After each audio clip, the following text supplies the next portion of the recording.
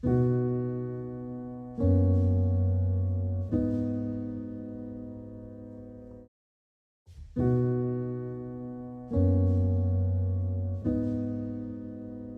Gurudev, so lovely to be here.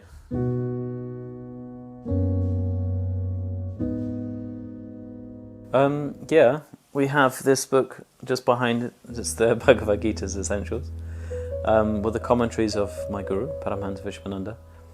It's, in a sense, due to the fact that it's quite small and condensed, and due to the fact that it's an Indian scripture, and some people go, oh my God, it's an Indian scripture, it's going to be very complicated, and I'm not going to understand any of it. The good thing in this is that a spiritual master knows what level the people need to understand something. There's no point being an astrophysics teacher talking to a class of 5-year-olds and trying to relay complex mathematics.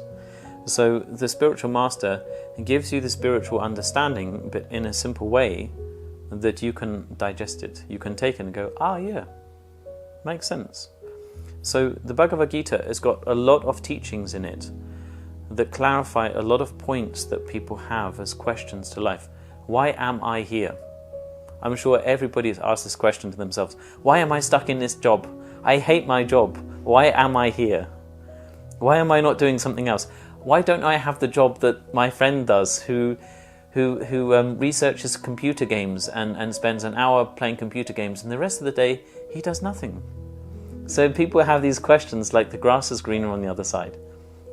And the Gita helps people to understand what is the purpose of life, why are they present in this experience of life now, and how they can navigate through life to get the most out of the life and the purpose of life, why they're here.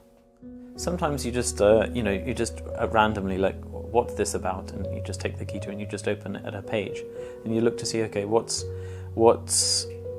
spiritual wisdom is being given, because this is a conversation between God and his disciple, between Krishna and Arjuna. I've done it in that way. Sometimes there's certain verses that talk about certain emotional themes, like fear, or grief, or uncertainty, or doubt. And so knowing certain verses that touch on certain emotional themes, because sometimes it can be a challenging day and you think, oh my God, why did I do that? I really don't understand. There's this lack of understanding, or this doubt in oneself. Then if you know the verses, you can pick it up and go to that verse and think, okay, how can I navigate through this? What can I take from here that will help me to make the best use of this situation? So yeah, there is times when I've picked it up and okay, what was Guruji trying to show me there? Yeah, and then it's been useful. I think for myself, there's a section in the Gita where Krishna talks to Arjuna about doubt, and it's called the fate of a failed yogi, and it's this grouping of verses that I like to read because in the spiritual path you will fall down many times. It's designed that you will fall down. Why? Because a lot of us are very proud and we think that we are God's best thing on earth. And this kind of like happen and rise in you at some stage in life. And so obviously life has a way of humbling you.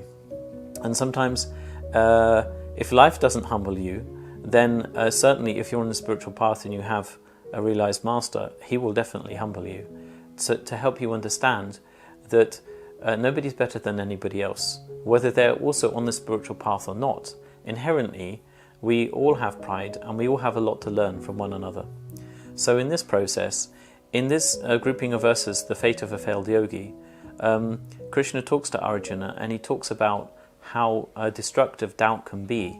Whether you live in the physical world and you're just doing a 9-to-5 job, if you have a lot of doubt in yourself, how are you ever going to make use of what life is going to bring you? Yeah, maybe this person I really, really, really like, but I don't know if I should ask them for a date or to them to marry me because I don't think You know, they would fall in love with me. Should I go for this job?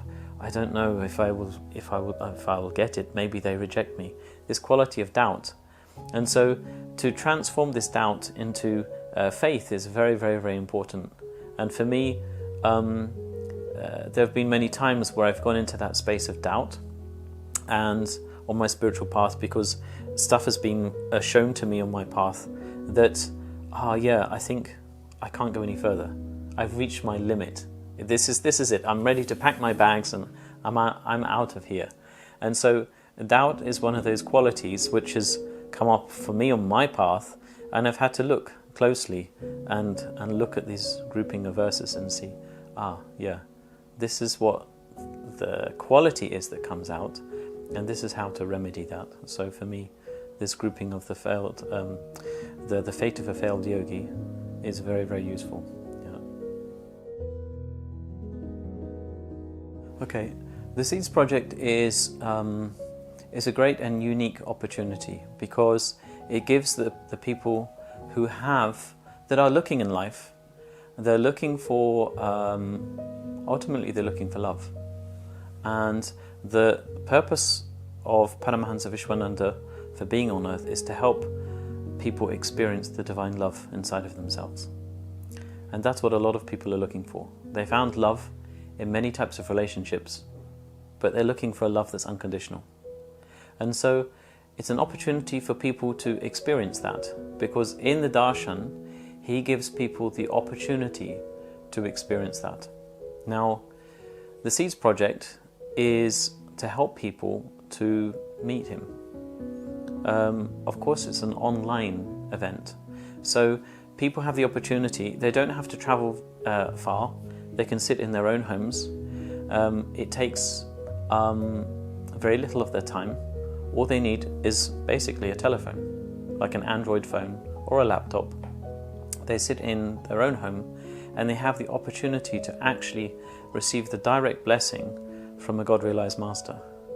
Now, it's a very unique opportunity because for many people, it's something that they've never ever experienced before. It's a very intimate moment whereby they can look directly into the eyes of that divine love. And whatever they receive for themselves is a very personal experience. But for many people, they say, I've never had that before. I don't even know what it was, but I'd like to have it again.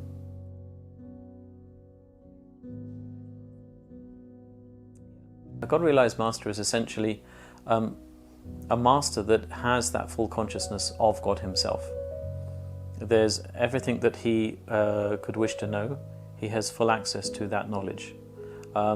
He has that capacity to have an impact on whatever he wishes or needs to have an impact on life on this planet or beyond.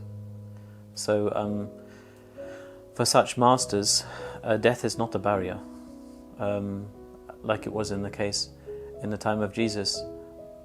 If someone were to die, it's not a problem. God has that capacity to grant life and to restore life. So a God-realized master can also do the same. A God-realized master can show you the way back to God himself and can reveal that love of God in your life and actually inside of you and help take you fully home. I think that has to be the first time that I experienced that love from him. So the biggest golden moment for me was when I was sitting in a room with about 100 people in London, about 2006, and I was not expecting anything from him. And I could see his approach when he was coming into the room. He was walking and he had this beautiful satin a long shawl he was wearing. And I was thinking, he's coming. So I clocked him from my left, and as he was walking and he stepped foot into the room, as his right foot stepped over the threshold of the door, suddenly the whole room filled up with this incredible love, like an absolutely overwhelming, incredible love. And immediately my heart opened, and there was this, it was also the quality, like the feeling that come across with this love. So the feeling was, if you have satin, it's extremely, extremely soft. Also the smell of roses like 1,000 roses together, like the smell. You get some roses when you stick your nose inside and you go, your heart opens immediately, and you go, ah, and you just want to have, it's so good, you have to have another inhalation, you just want more and more. These were the qualities that came across in that love. Immediately, these qualities just filled the entire room, and I just knew, my heart knew, boop, it opened, and my heart knew, yes, he's pure love. And so this is one of those moments that it just burns itself into your consciousness. Irregardless of how much time passes, it's still there. It's still burnt into your consciousness like it happened yesterday or 5 minutes ago.